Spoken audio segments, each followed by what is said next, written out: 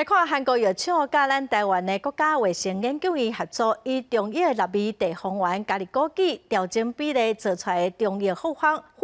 PM012，伫动物实验证实讲会当减少脑中风的面积，解释因为脑细胞死亡造成的行为障碍哦。再来伫韩国来进行人体试验，5天内底有机会当正做成药来治疗病人。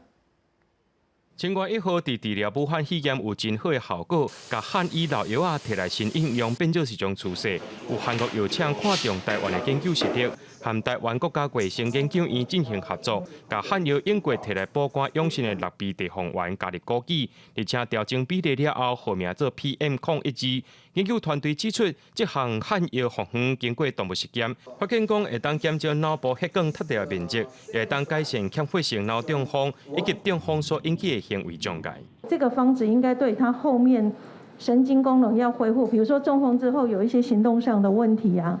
如果配合复健加上这个方子，应该会让它后面的那个复健会更 smooth 啊。研究团队表示，在鸟鼠身躯顶发现到 PM012，除了对脑中风有成效，其他成分也当改善大脑发炎的症状。目前在韩国也摕来针对失智症做临床试验。不过，国家卫生研究院强调，目前还佫伫咧动物实验阶段。这药啊开发就要照步来，呼吁民众唔通乱吃药啊。如果家人有这样，他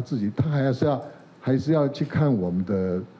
中医师，因为中医师才有这个临床的执照。那么他会根据他的现有的情况啊，给他做比较适当的这个搭配了哈。虽然 PM012的药材成分和民间的纳米地黄丸小可，不过这成分比例牵涉到专利，目前将压伫咧药厂手里。虽然汉药复方治疗欠血性脑中风出现希望，不过目前只是动物试验阶段，接落来还要进一步做临床试验。这项研究成果伫今年2月已经发表伫咧国际期刊咯。